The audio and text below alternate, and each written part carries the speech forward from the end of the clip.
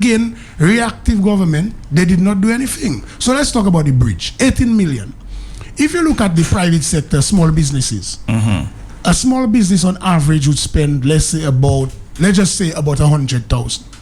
And in $100,000, that is easy I'm talking about, they would employ an average between 5 to about, let's say 10 people on average. So for 100,000. So if, for example, you had invested $1 million across small businesses, different sectors, you can say on average that should create between 5 to 10. So that should create between, let's say, 50 to 100 jobs easily. Now, if you move it to 18 million, so let's multiply by 18, then we'll see now. So that would be about 1,800. So between 1,000 to 1,800 jobs could be created if $18 million. I'm talking about sustainable jobs across different sectors. So yes, you welcome the bridge because you, again, as the parliamentary representative, if economic development or things are happening in your constituency, you can't want to criticize and bring it down. But the question is, within the constituency, was that the priority? Nationally, was that the priority? In terms of the job creation? No, I have been looking at the job situation there. Is a lot of capital intensive equipment that there. So it's not significant number of jobs. Remember, I talk about for $18 million, you could easily create between 1,000 to 2,000 jobs, easily.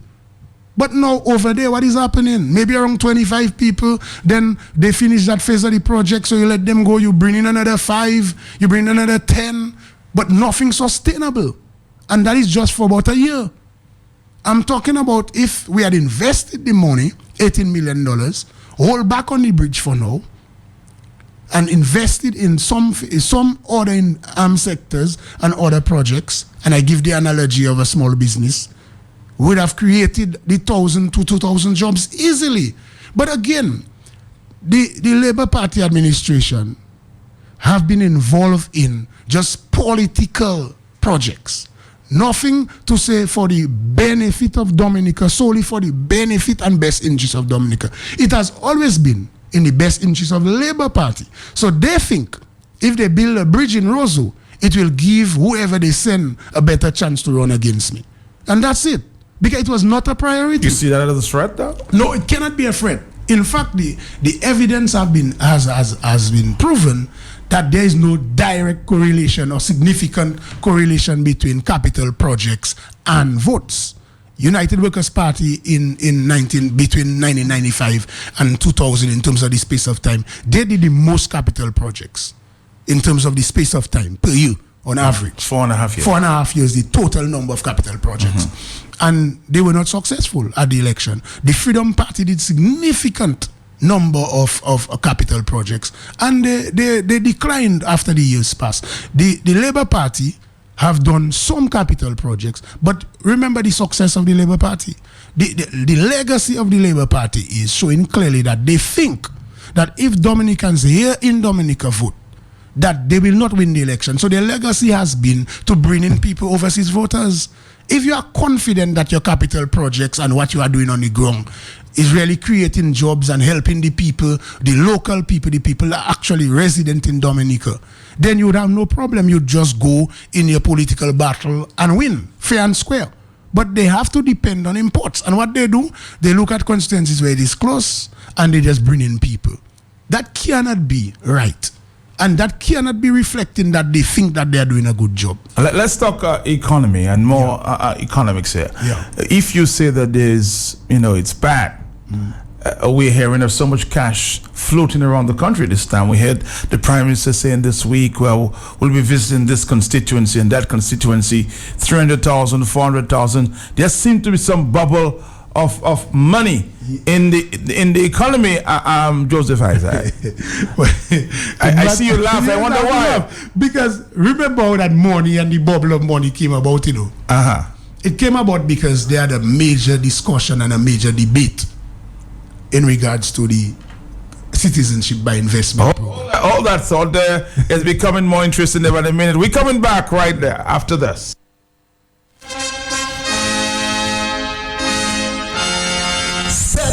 Presents Royalty Night on Wednesday, January 25th, 2017, 8:30 p.m. at the Street Lale Coco on the Lubia Highway.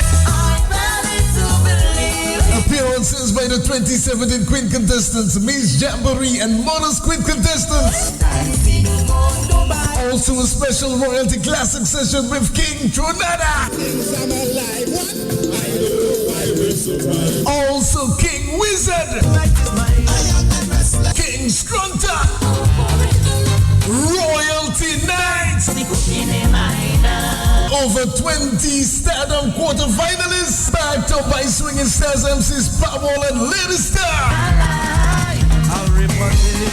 Headline sponsor DJ Cell Caribbean, Big Edge Soccer Rum, Dumb Like Dominican National Lotteries, Mania 711 Plus and Milan's Bar and Grill, Mapao Petro Caribbean Courts, Vibes Radio, Simis Visual Arts, ACS New India Insurance, QFM, KRFM, TBS Radio, Mapping 2K4, TNO, The Sideman and more. I have learned that from experience, accepting gifts like a Saturday 10th Royalty Night, Wednesday, January 25th, 8:30 p.m. at the Strip Lale Coco. Carnival starts at Stardom.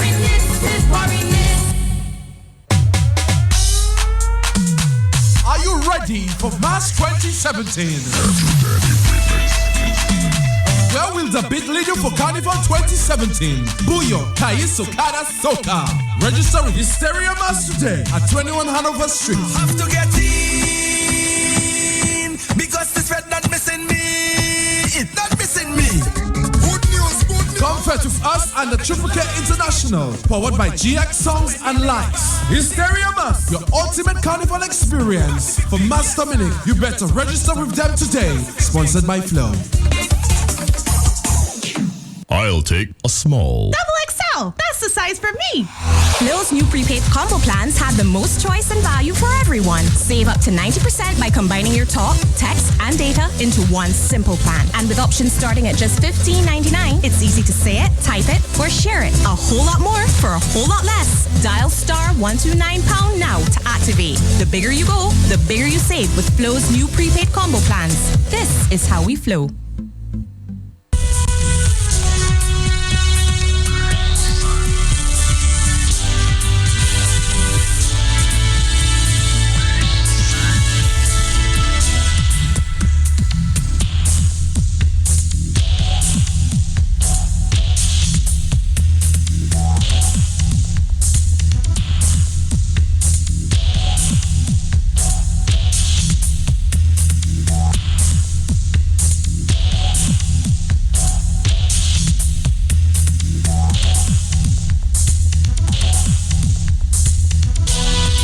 I just want to remind you, as Isaac, as the Prime Minister explained there sometime, I think was last week, that monies will be all over. I've made a decision that every month in 2017 I will go to a different village in Dominica, once I'm in the country every month, to have an office day, so that it would reduce or minimize the number of people who have to come to the financial center to meet with myself, because there are many people who like to meet with me but may not have the time or the means of coming to Rosa, and sometimes they do come and they're unable to see me because I may not be available, or I may be out of state or something like that. So by coming to these communities, you're able to reach people, reach more people, and to also have the time to listen to the issues one-on-one. I want to play it again. I really want to, of course, remind you, Joseph Isaac, there seemed to be some money around floating in the economy. I've made a decision that every month in 2017 I will go to a different village in Dominica, once I'm in the country every month, to have an office day, so that it would reduce or minimize the number of people who have to come to the financial center to meet with myself, because there are many people who like to meet with me but may not have the time or the means of coming to Rosa, and sometimes they do come and they're unable to see me because I may not be available, or I may be out of state or something like that. So by coming to these communities, you're able to reach people, reach more people, and to also have the time to listen to the issues one-on-one. So far it's very encouraging, very encouraging. It's an important part of the job. All right. So we heard last week only that some $300,000 was given to I think it was the Bacatel area there. So as I said, money is available. Again, Matt. Tell me. Any resource that is given to our people in Dominica, the Bacatel people, we must not be against it. However, what it is showing there is, first of all, the Prime Minister is admitting, based on that statement, because people are not just going to meet him to say hello. So he's saying to minimize the number of people coming to his office in Roseau.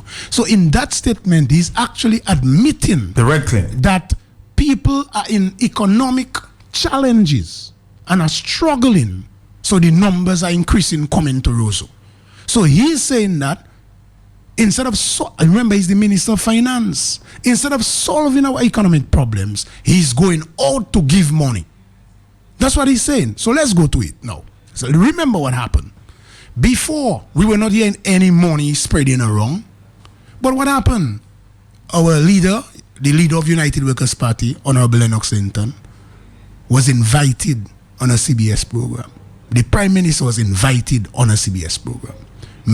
Prime Minister of Antigua was invited. The Prime Minister of Antigua accepted. Our Prime Minister refused. The leader of opposition in Dominica accepted.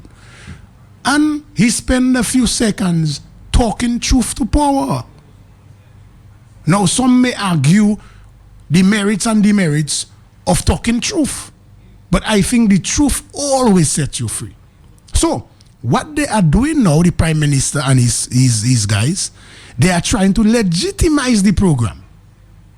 Because remember what was happening, all those years. You had the majority of Dominicans struggling to put food on their table, struggling to send their children to school. Farmers cannot get fertilizer and spray oil. You have teachers cannot get raise. You have nurses have to be trying to bomb, and I want to say bomb trying to ride, in quotes. Hustle ride to go back and forth from work. Nothing was done for them. You have port workers struggling. You have all that happening in the country. They could not do anything to solve the problem. So when the CBS program broke out, then they started to panic.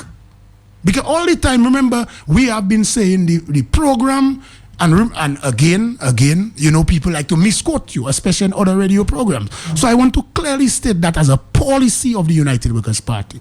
In principle, the United Workers' Party has no problem in regards to the principle and concept of citizenship by investment. However, we have a problem of how it is being run now. Lack of transparency, no plan. So what I'm saying is, Matt, that because of the panic after the CBS program, they decided, you know what? Let us legitimize it and let the majority of people feel they're getting something. But all the time, the majority of people were catching hell, struggling. Some people no breakfast, no lunch, can't even give their children snack to go to school. And then now, you had a few minority, let's say about 5 to 15 of them, benefiting from the program, becoming multimillionaires while not investing in any productive sector project.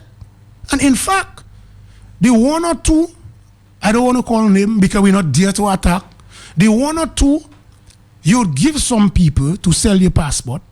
That person would get money from selling as an agent. Then the person become a developer.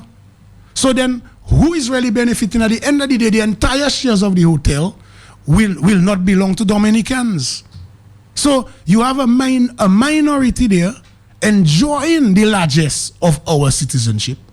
When we're supposed to be developing a proper plan and focusing on export development, we are there panicking about the economic citizenship program.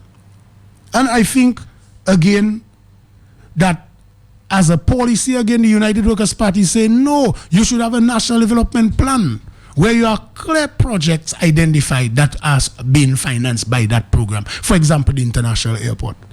You know, and again, while on that note, I would like to now, on the record, congratulate the Honorable Lennox Linton for always being truthful. Sometimes it is not the best in politics because some people prefer politicians lie. But I like the approach of always being truthful. So I want the people to know that our leader is not perfect. But the leader has always been truthful and has always been championing the cause of the poor people of this country. And that is what the United Workers' Party stand for. We want, again, and we calling on the government, not to show panic, as usual, and spread the money all over the place in an unsustainable way. When we were telling them again in Parliament, I raised it again. I said, do we have a plan as to how many passport total, how many citizenship we want to give out? The total, what is the cap? So you have a small population of 70,000. Nobody in Dominica, including members of their cabinet, knows exactly how many passports have been given out totally. So what is that?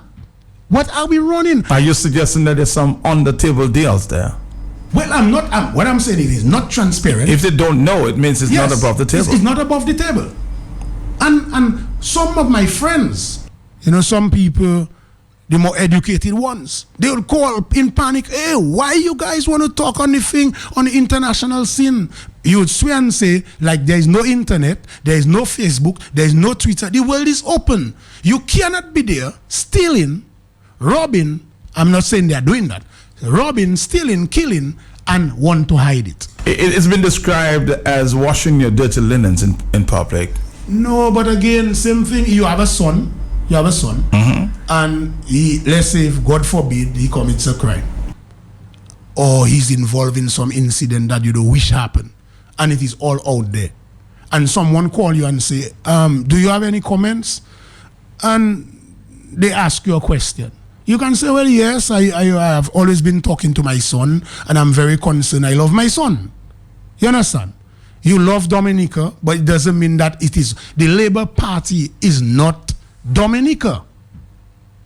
Dominica is a state, and the passport, our citizenship, that is our birthright, and it belongs to all of us. So if you talk against the Labour Party administration and their policy, you're not talking against Dominica. You're talking for what you believe in, and you're giving an alternative view to the world. So if the world think they have a problem, and they ask you to make a comment, I think it will be ill-advised for you not to make a comment if you have a completely different view on how the program should be run. All right. Another quick question, because I see that all the telephones seem to be going on there for Joseph Isaac, and we're there until 9 o'clock. We have another scheduled program. I see some activities taking place in Roseau as it relates to cleaning up the environment. So it appears there's some activity and there's some employment taking place. My good friend Sonia is supervising, and some of the supervisor crew. So some buzz in the city as it relates to the cleaning up. What do you make of that? Are you gonna criticize that, Isaac? Again, Matt, yes. You know I'm always constructive. Remember how that came about. Remember that the Roseau Sports and Cultural Connection organized a cleanup campaign where we mobilized about 70 to 80 people who came pre-hurricane season to clean up Roseau free of charge. Volunteer. I announced it on your program. They came, they clean up, and then from there, I see, well, some people in Roseau have been engaged, and that we welcome that. We are very happy, because any opportunity where people can be employed is good. However, again, plans. We have the Roseau City Council. We have solid waste. So don't you think it should be organized in a way where these organizations get to, in other words, we almost saying that they were not doing their job. So again, we welcome the opportunity where people can have a change in their pocket. But we are saying you need to plan properly. And remember, as I said, we started it. So we'll never criticize it. However, we are saying it still needs room for improvement. And remember what happened. And people must understand how difficult it is for the opposition, you know. We go to Parliament. I personally went to Parliament I spoke about not only just the cleaning of Roseau, I advocated about the repair of the Isilo Black Bridge. Now I see they are doing something. So again, we welcome that. But it's after advocacy by the Honorable Danny Luge and myself that it is happening. We again call on the fixing and organizing the basketball court in Bath Road. For how many months now? Nothing is happening. But if, for example, they see me aggressive on the ground, you'll see something happen again. We spoke again about access to the Windsor Park in Parliament. How many times? Several times. But what happened? You see, they give a private company access to the forecourt area to keep a little block now and then. But we ask for there to be developed into a practice court for the people of Roseau. But nothing has happened. We ask again behind the stadium where the Chinese are occupying, and they said it's for they occupying there while they're going to build the hospital. We ask. In fact, I spoke to the Prime Minister and told him that I was not happy about it. He said, "Well, we couldn't find anywhere else, etc., etc." We said, "Okay, we'll have to sit down and discuss." I tried to contact him, but I never get him after that. So again, we have been advocating and advocating. See what happened again? The people of Roseau, the young guys on the block, sometimes they end up in difficulty. We see the trend in the world where in regards to marijuana use, we say, no, that is wrong. You cannot meet a guy with a little joint and want to send him to jail and spoil his record. So again, I, as the parliamentary representative for Roseau, led in parliament, show bravery and asked for us to discuss the matter and spoke about decriminalization. Now you see the Prime Minister jumping on the bandwagon. And the media itself need to take blows on that. The media did not even say, well, the Honorable Joseph Isaac is the first one who came up with it in parliament.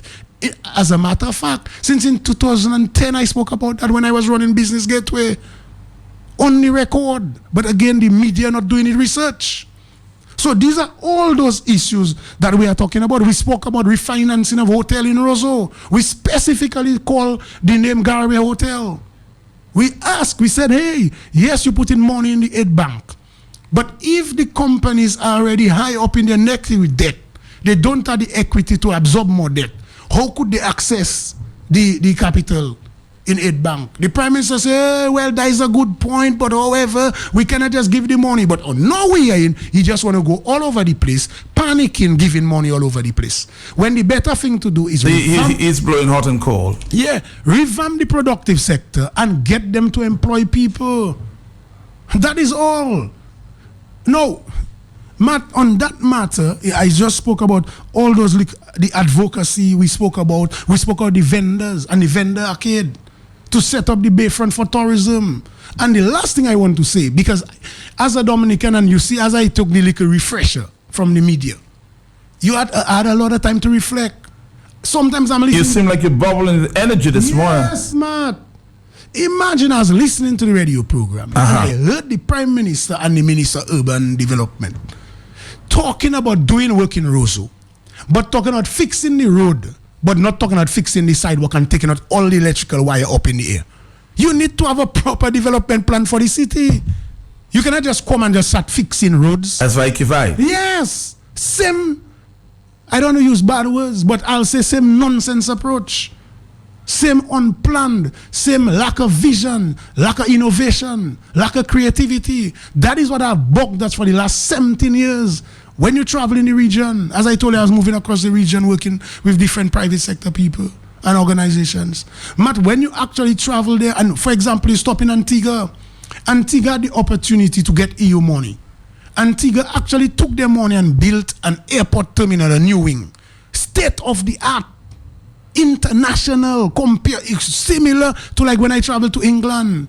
Dominica takes it EU money or Chinese money. Well, sorry, not EU, Chinese money. Sorry, I apologize. Chinese money and build a state house for one or two people. Where is the vision? I'm not saying we don't need a state house. I'm not saying we should not repair what we had. But halfway to, Matt, we could spend $3 million and have what we had there, just set it up nice, put solar panels, etc., put a nice pool, set it up, 3 million, 5 million for the most. But we actually go there and spend how many millions of dollars? 33 million. 33 million, and Antigua is building a state-of-the-art airport terminal. A lack of vision, you think? But, Matt, sometimes I feel so sorry for us because I'm caught up in it too as a Dominican. Our passport is being sold as if it's bread, our citizenship, our birthright. We as Dominicans don't even have too much say because we're not yet ready to rise up and go against it. But we need to stand up. Matt, we need to stand up.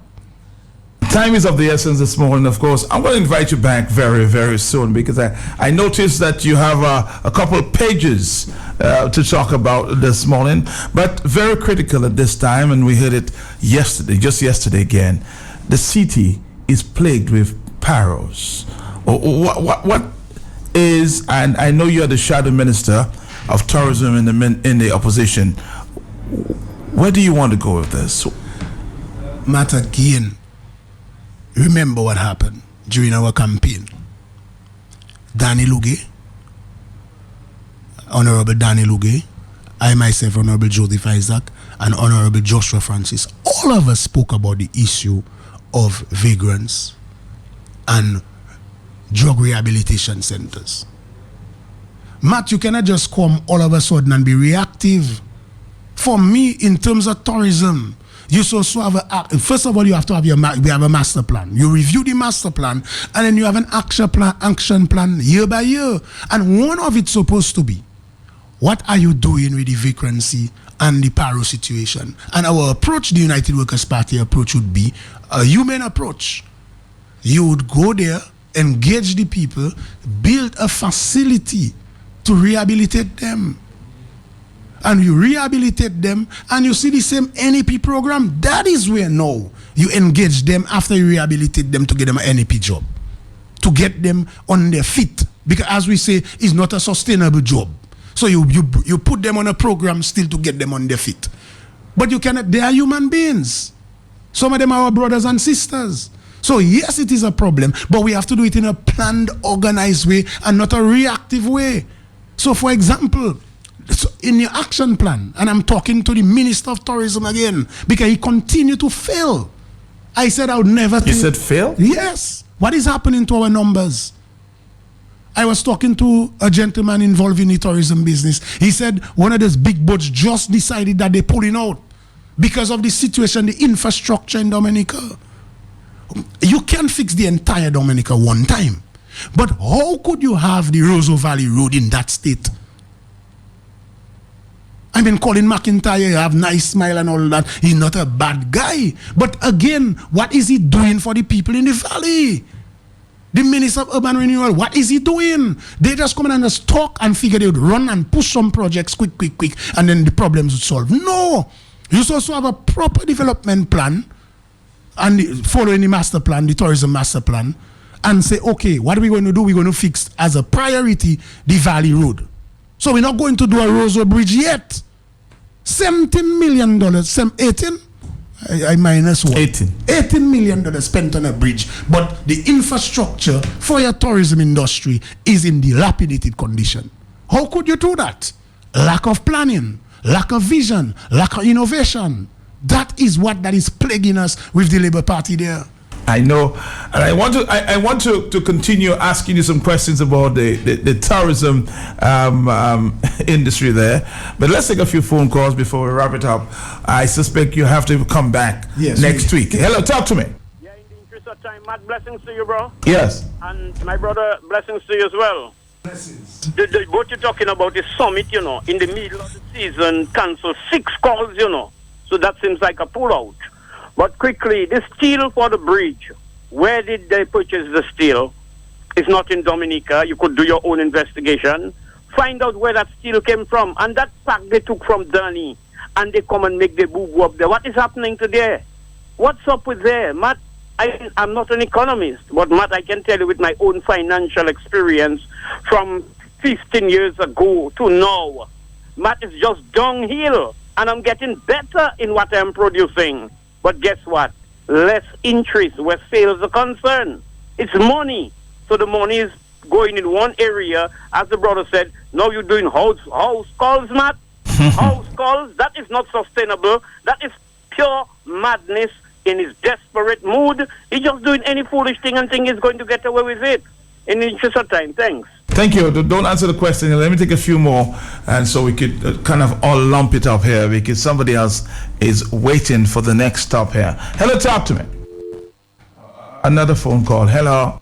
Good morning, Mr. Mark. And good morning, Mr. Isaac. Yes, sir. How are you? Good, I'm good. And how are you? Well, I just taking it one day at a time. And I glad you mentioned about our PAL rep. Because if you have to come up to Loda, it is easy to recognize. Before you swing on your left-hand side to go to the waterfall, they put some drum there, and as if with a little flag, as if it's when you put a little piece of plastic in your hand, like a toy sometimes. If you have a little prick and you make sure you want to reach at your home, to recognize where the prick you in your hand.